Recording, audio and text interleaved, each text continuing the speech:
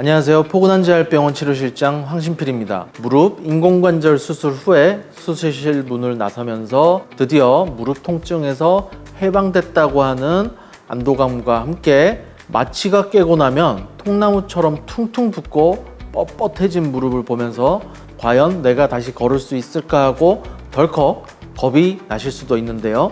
이건 너무나 당연한 감정이기도 합니다. 하지만 걱정하지 않으셔도 됩니다. 수술이 끝이 아니라 고통 없이 걷기 위한 새로운 첫걸음일 뿐입니다. 오늘 슬관절 전치환술에 대해 말씀드릴 텐데요. 1편에서는 왜 무릎 인공관절 수술을 받아야만 했는지, 수술 후에 내 무릎 안에서 어떤 변화가 일어났는지 아주 쉽게 설명해 드리도록 하겠습니다. 또한 환자분들이 가장 많이 물어보시는 수술 후 주의사항과 지금 당장 병실 침대 위에서 내 다리를 바로 살려낼 수 있는 필수 침상재활 운동법까지 1편에서는 알려드리도록 하겠습니다.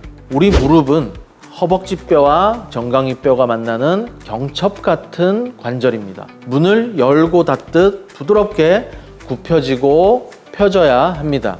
하지만 퇴행성 관절염이 심해지면 뼈 사이에서 완충 역할을 하던 연골이 완전히 닳아 없어집니다. 결국 뼈와 뼈가 직접 부딪히게 되면서 극심한 통증을 유발하고 관절염이 오래되면 다리 모양이 O자처럼 변형되기도 합니다. 슬관절 전치환술은 이렇게 닳고 망가진 연골과 뼈 끝부분을 정리하고 그 자리에 인체에 무해하고 매끄러운 특수 금속과 플라스틱으로 만든 새 경첩, 즉 인공관절을 끼워 넣어주는 수술입니다. 새 경첩으로 갈아 끼웠으니 바로 잘 걸을 수 있을 것 같지만 현실은 그렇지 않습니다. 수술 과정에서 인공관절을 뼈에 고정하기 위해 무릎 앞쪽을 덮고 있는 허벅지 근육과 연결된 힘줄 일부를 절개하게 됩니다. 그래서 수술 직후에는 뇌에서 다리를 들어라라고 명령을 내려도 그 근육이 일시적으로 고장난 상태라 힘이 잘 들어가지 않는 것입니다. 지극히 정상적인 과정이니 너무 놀라지 않으셔도 됩니다. 여기서 중요한 사실 하나를 꼭 짚고 넘어가겠습니다. 많은 환자분들이 수술 직후 무릎 굽히기만 집착하시는데요.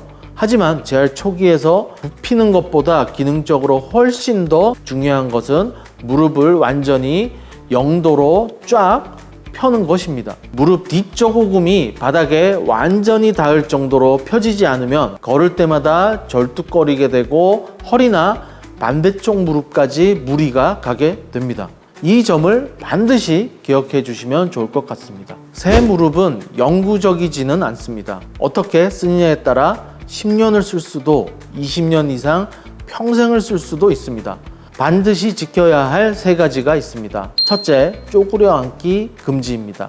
둘째, 양반다리 금지입니다. 셋째, 무릎 꿇기 금지입니다. 이 3가지는 인공관절 뒤쪽에 엄청난 압력을 가해 초기 마모와 파손을 일으킵니다. 밭일이나 바닥 걸레질 같은 좌식 생활은 앞으로 삼가해 주시고 침대와 식탁 그리고 양변기를 사용하는 완전한 입식 생활로 바꾸셔야 합니다.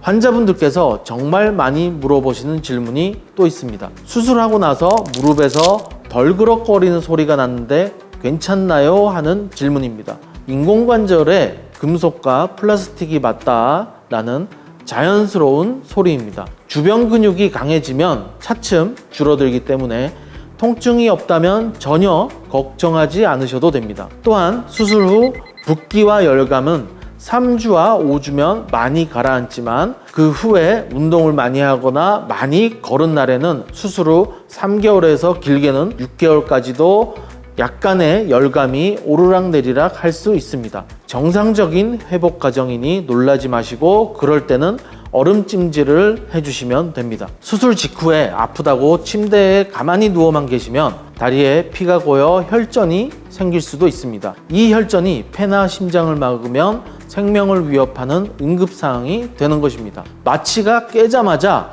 침대 위에서 이 4가지 운동을 당장 시작하셔야 합니다. 첫 번째, 발목 펌프 운동입니다. 가장 먼저 해야 할 운동입니다. 누운 상태에서 발목을 내 얼굴 쪽으로 힘껏 당겼다가 반대로 바닥 쪽으로 쭉 밀어줍니다. 종아리가 찌릿하게 당기는 느낌이 나야 제대로 하고 계신 겁니다. 종아리는 우리 몸의 제2의 심장이라고 할 수 있습니다. 1시간에 10회, 20회씩 눈을 떠 계신 동안에는 수시로 해주셔야 합니다. 두 번째, 허벅지 힘주기입니다. 무릎 뒤 오금 밑에 얇은 수건을 돌돌 말아 넣어 주시면 됩니다. 그리고 오금으로 그 수건을 바닥 쪽으로 강하게 누르면서 허벅지 앞쪽에 힘을 꽉 주시면 됩니다. 허벅지 앞쪽이 단단하게 조여드는 느낌이 나면 제대로 하고 계신 거라고 할 수 있습니다. 숨을 참지 마시고 10초만 버텨주시면 됩니다. 수술 후 잠들어 버린 허벅지 근육을 깨우는 가장 기초적이고 중요한 운동입니다. 세 번째, 뒤꿈치 미끄럼틀입니다. 발 뒤꿈치를 침대 바닥에서 떨어지지 않게 댄 상태로 엉덩이 쪽으로 천천히 미끄러뜨리면서 무릎을 굽혀줍니다. 통증이 견딜 만한 범위까지만 당겼다가 천천히 다시 펴주시면 됩니다. 관절이 굳는 것을 막고 무릎을 굽히는 범위를 조금씩 늘려주는 동작입니다. 네 번째, 무릎 펴기 버티기입니다. 아까 강조해드린 무릎 0도로 완전히 펴기를 위한 필수 동작입니다. 발 뒤꿈치 아래에만 둥근 베개나 수건 또는 물체를 받쳐서 무릎 뒤쪽 오금이 공중으로 뜨게 만들어 주십시오. 그 상태로 다리의 힘을 쭉 빼고 중력에 의해 무릎이 저절로 쭉 펴지도록 10분간 그대로 두시면 됩니다. 한 가지 꼭 주의할 점이 있는데요. 오금 밑에 베개를 받치고 무릎이 굽혀진 채로 계속 계시면 굽혀진 채로 관절이 굳어버릴 수 있으니 절대로 무릎 뒤편에 베개나 물건을 받쳐 두시면 안 됩니다. 반드시 발 뒤꿈치 아래에만 받쳐 주셔야 됩니다. 오늘은 슬관절 전치환술의 수술의 원인부터 수술 직후 병실 침대에서 바로 시작할 수 있는 필수 운동 4가지까지 알아봤습니다. 오늘 알려드린 것만 잘 지키셔도 회복의 절반은 이미 시작하신 거라고 할 수 있습니다.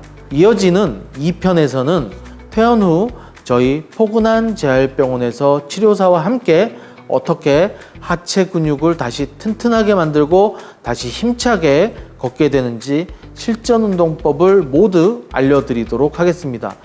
2편에서 꼭 다시 뵙겠습니다.